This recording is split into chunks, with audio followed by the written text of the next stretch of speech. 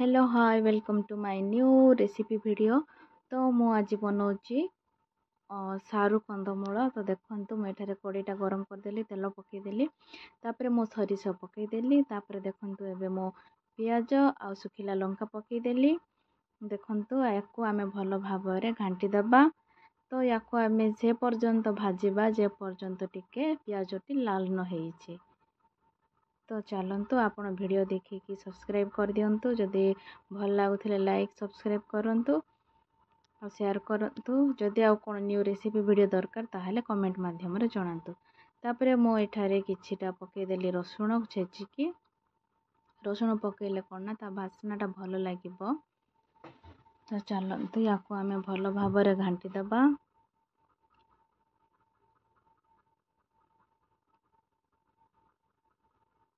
पुणी थरे आम घाटी दबा। देखो आमर टिके लाल हो आसलानी, लाल भी हो गलानी।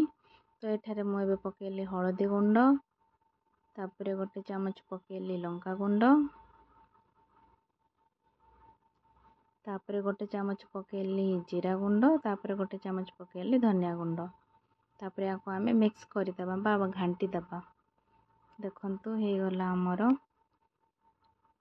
तापरे मु एठारे पकईली सारू। सारू पकईकी भल भाव घाटी देबे। तापरे मु किछि लुण पकईली, स्वाद अनुसार आपण लुण पकेबे। देखंतु आको मु भल भाव घाटी देली।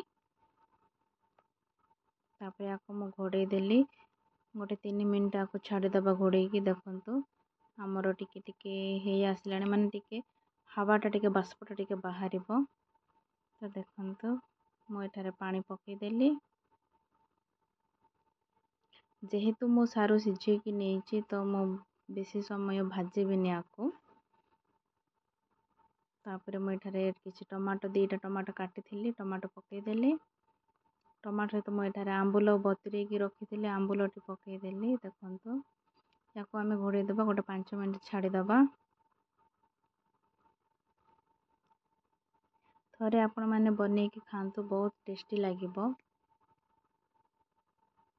तापर या आम किछि समय हो गला परे देखंतु टमाटोटी बेली आसिलानी, बेली भी गलानी टमाटोटी। तो आपण माने ठीक यही प्रोसेस रे ही बनेबे। जदि आपन को वीडियोटी भल लगिला ताहले सब्सक्राइब शेयर लाइक करदेबे। और जहाँ भी आपन को रेसिपी वीडियो दरकार मते कमेंट माध्यम रे जणाई देबे। देखंतु आमर एठारे आउ थरे मु घोड़े देली, आको पुणी थरे गोटे 5 मिनिट घोड़ेली। देखंतु आमर सारू तरकारीटी हो गला। या आपण गरम गरम भात सहित खाई पारिबे बा रुटी सहित भी खाई पारिबे। मु एठारे अल्प किछि चीनी पकईली। तापरे देखंतु गरम मसला लास्ट पकई देबे। रेडी हो गला आमर सारू कंदमूल तरकारी। Thank you. आपण वीडियोटी भल लागले लाइक शेयर सब्सक्राइब करदेबे। तो आमर पूरा हो गला, रेडी हो गला। देखंतु